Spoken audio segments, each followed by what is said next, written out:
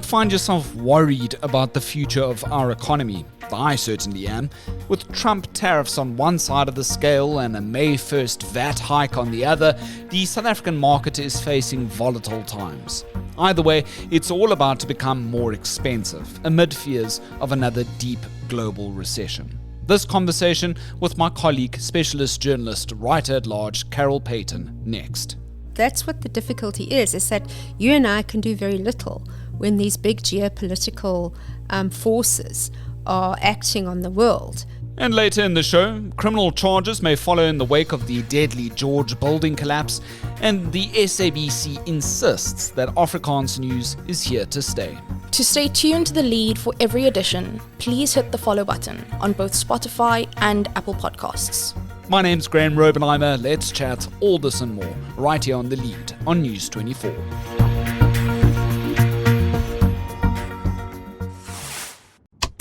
Our currency's been edging ever so precariously close to the 20 Rand per US dollar mark as the Trump administration's sweeping tariffs take effect across the globe this week. South Africa's among 60 nations being slapped with heftier tariffs of 31%. And at the same time, we have a coalition government that can't agree on a budget. Yet, a 0.5% VAT tax is still on the horizon. It's all starting to feel a bit claustrophobic on the economic front.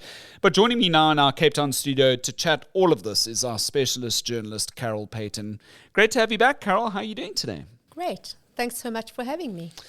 Let's start with the GNU. Your reaction at the word on the ANC-NWC outcome that the party's now hitting the reset button on the GNU. That's mostly in regards to the budget, although you can read between the lines that obviously everybody needs to find their feet again, find where they're at on a policy front. Your reaction that the DA's indicated, at least from leader John Steenhuisen, that they want to remain in the GNU at this point. Your opinion piece on the News 24 front page from earlier this week was, can the DA and ANC now find that reset button? Here's the ANC saying that they need to do that. Right, so that's the encouraging part, very encouraging that neither party has said it's over. Neither party has said we will walk or we will make you walk. So that's all good. The problem is that they now have to go back to what the issue was in the first place. So when this whole thing started, they were trying to figure out an agreement between them on the economy. And this is what they're still going to have to do. So they're still going to have to go back and agree on the terms of engagement, the program of the GNU, the kind of priority programs of the GNU for growth.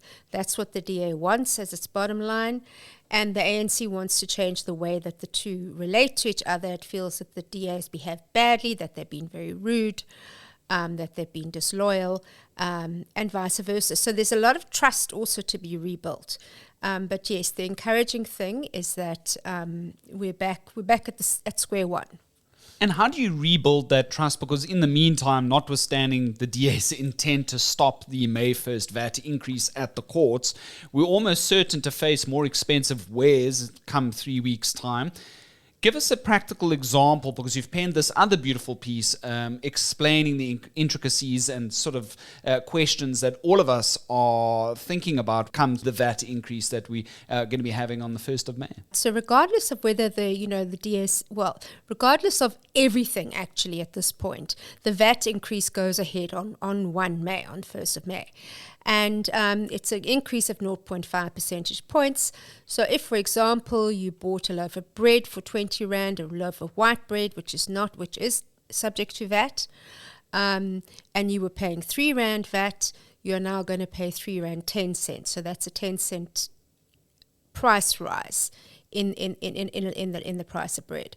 So it might sound not that substantial, but I think, when you get onto bigger items and it all adds up, it is also going to continue to squeeze people who are really still struggling after the high interest rates and inflation. There are a couple of VAT-exempt products, right? Bread is one of them. It's brown bread. Brown bread, Brown right? bread is VAT-exempt, white bread isn't. So what part of the deal of of increasing VAT was that the Treasury expanded the VAT-free basket.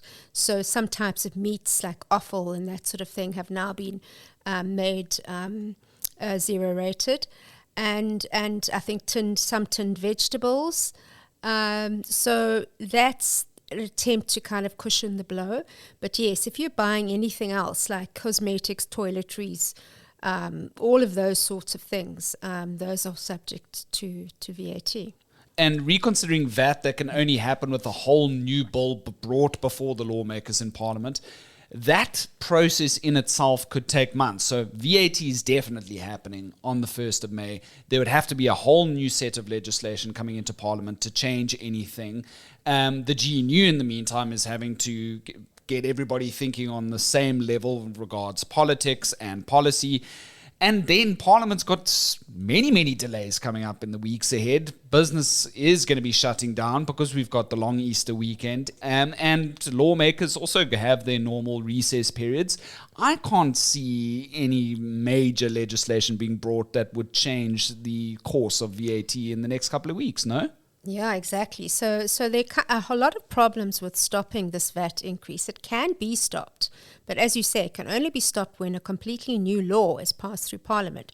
Parliament has gone into a long recess, lots of holidays, lots of all sorts of things, and that will not be happening for some time.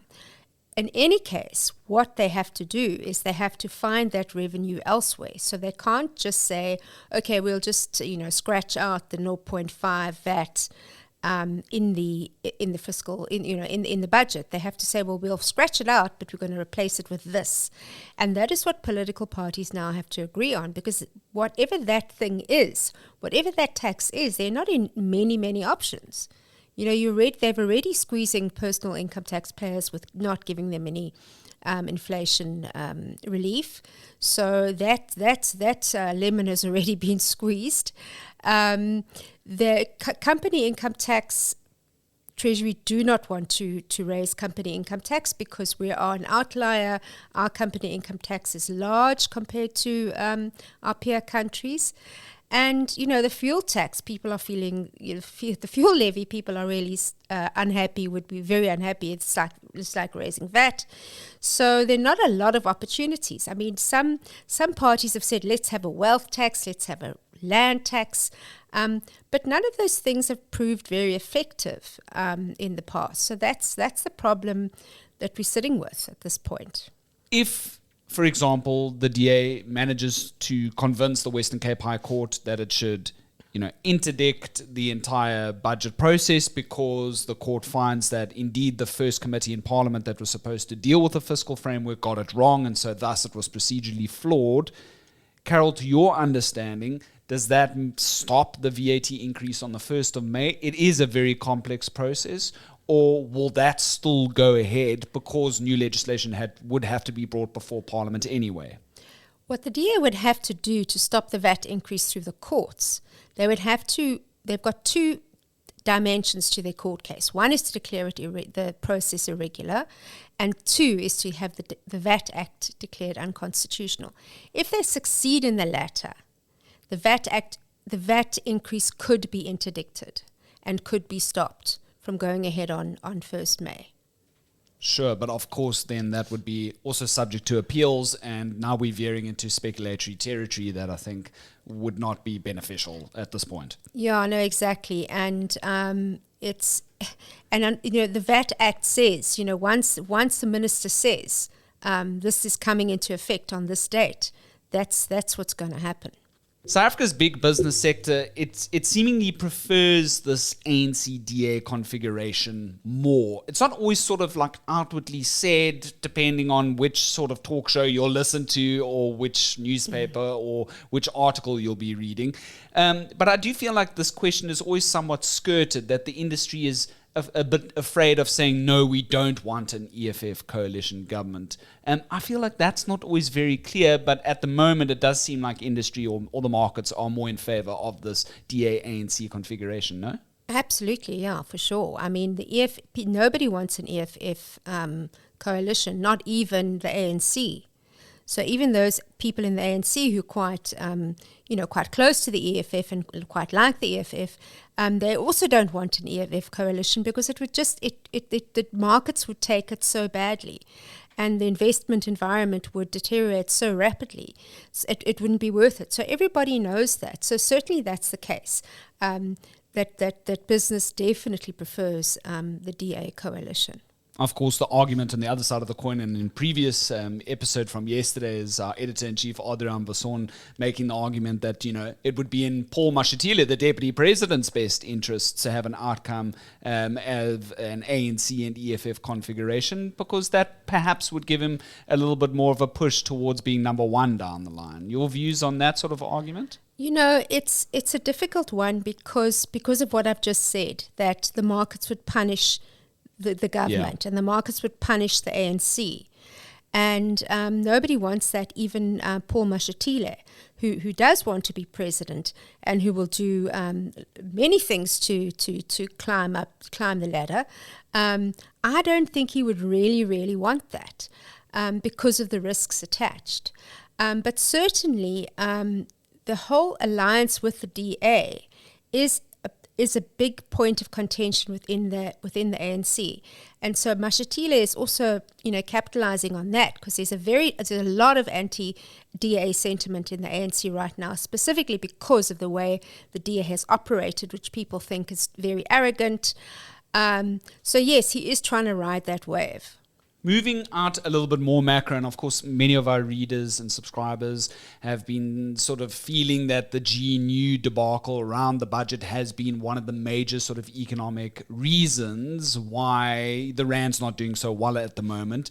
But your economists, people closely watching the markets every day, will make the argument as well that at the same time the Trump administration's sweeping tariffs are having a big effect on the markets. And of course the rand for the longest time has been hinged on what happens with the greenback. We just saw the news now, Carol, that the rand's briefly hit the 19 rand 82 cents against the US dollar. That was an early trade today. It's approaching that record low again of 19 rand 90 cents. That was back in June 2023. It looks like the emerging economies are feeling the pinch a little bit at the moment as we now come to bear with these Trump tariffs. Everyone is feeling the pinch. I mean, everyone, even the US markets are feeling this. So I do think that the bigger effect in terms of the rand plummeting like it has, the bigger effect is certainly the tariffs, because that has a real detrimental and direct impact on our exports. So that's and we need exports to pay for all the things we want to import. So I think that's the bigger effect. But prior to this week's turmoil, the rand had already lost about 20 cents on the GNU on the GNU fears. So. It's hard to say which one's the worst. You can't. Yeah, you can't. You can't say which one is worse, but at this point, we're in a very bad place, as Donald Trump would say. Very bad things happening down here in the South. It feels like on one hand, the South African US economic stories are somewhat correlatory almost. We're facing enormous debt. We need new income streams to feed that debt. A VAT increase is thus proposed by the finance minister. He's tired of austerity measures. And then personal incomes tax brackets, as you've alluded to, they aren't adjusted for inflation. So that tax man gets another increased revenue stream there. And this will bring in, of course, the projected multi-billions. Then corruption eats away at that, of course, which is one of our big problems. And then on the US side, you have the Trump administration also facing this massive debt burden. The fiscal cliff often gets spoken about. Then we've got Elon Musk, a South African, of course. The irony is not lost on all of us coming in. He's cutting spending whilst improving revenue with sweeping tariffs in the hope that it fosters some economic space for domestic industries to reboot there. And then we've got all these tariffs. It feels like we've got a very similar economic problem and then two hugely different solutions for both of those issues. Yet South Africa is not seemingly in a position that it would increase tariffs at this stage. Your thoughts? No, I don't think that would be really constructive, and particularly since we've got the whole gripe of the US is that they're targeting those countries that have got a trade deficit. They've got a trade deficit with, so we actually export more to the US and then they export to us. So it really wouldn't be a good idea, because in any case, as we all know, what tariffs do is they make goods more expensive for consumers. So that wouldn't be an advisable thing to do at this point. When do you think we'll start feeling Trump's tariffs? As early as this month? We've already started feeling them, like midnight. 1 minute past midnight, we started feeling those, because the rand began to move again. Bond yields, which is a reflection of the price that government borrows money at, have spiked at like 11%, which is incredibly high.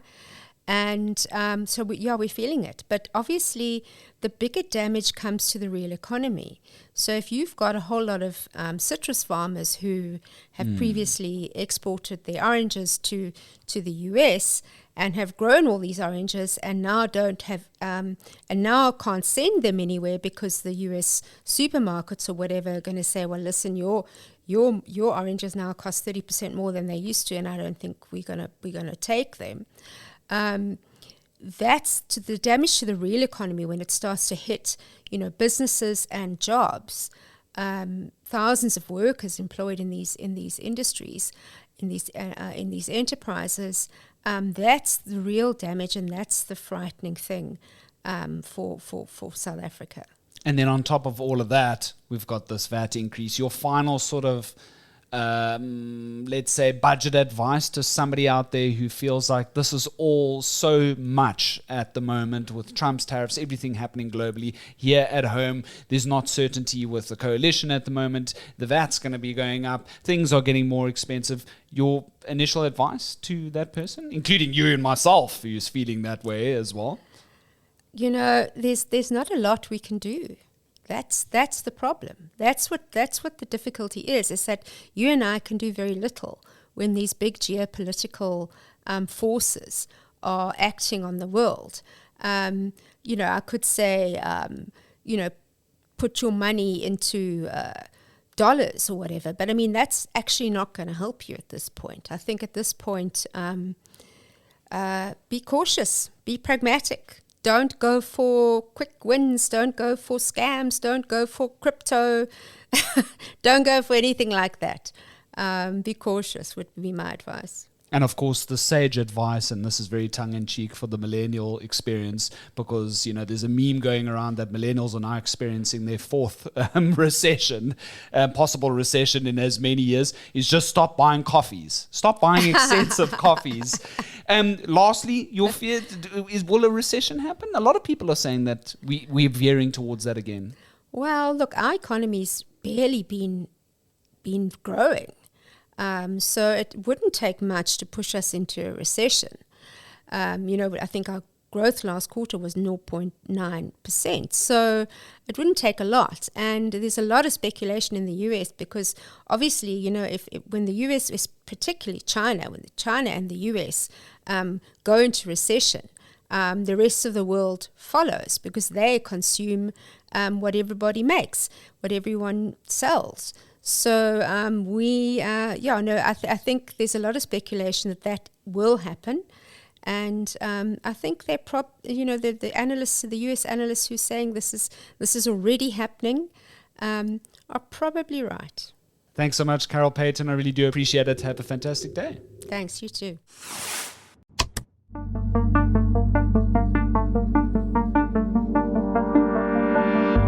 To our trending topic now, and several serious red flags have been raised in the findings of a forensic investigation into the George building collapse. It's nearly 1 year since the 5-story apartment block on the city's Victoria Street had collapsed, leaving 34 people dead and 28 others injured. Now, it took more than a week at the time for rescue workers to pull any survivors from the rubble. Now, Human Settlements Minister Thembi Simelane has revealed that some of the personnel involved were not qualified engineers, that there were serious irregularities in the building registration process, and that the George municipality only approved the building plans after construction was already underway. The council says it has no evidence to suggest that that's true and is yet to respond to the probe's findings in full. Now, a certain technical manager lacking the proper credentials has been singled out in this investigation. Implicated officials, according to the minister, could well face criminal charges here. The full story is still trending on our front page.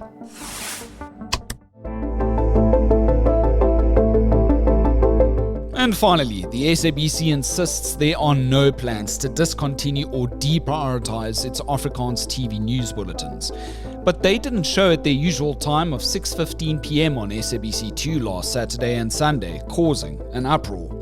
And one SABC insider told News24 that this was no mistake and rather a permanent decision, amid an internal squabble over which channel should have the responsibility of taking a live Afrikaans bulletin to air. Afrikaans language lobby groups are now heaping pressure on Communications Minister Solly Malatsi to investigate, but the public broadcaster, which is technically insolvent, insists it was a simple scheduling error. What happened was unfortunate, and Afrikaans news remains one of its critical mandates. Nou vir die volledige storie, kyk na journalist Tinus Ferreira se artikel onder die News24 kuns en vermaak afdeling. Looking to get lost in a new book? Well, this month's free audiobook for News24 subscribers is How Did We Get Here? A Girl's Guide to Finding Herself by fellow health and wellness podcaster and author Mpumi Ledwaba, narrating her coming-of-age story from her upbringing to her relationships. Here's a snippet from her book. Birds of a feather flock together, but some may have to change their feathers. And that's the story of my life. Changing my feathers to enter rooms I have no business being in, but that will lead to where I need to be. It's not a bad thing, it's the nature of life. Think about the concept of your 10,000 hours. You need to be in the right place by the time you clock those hours, or good luck putting in more time with nothing to show for it.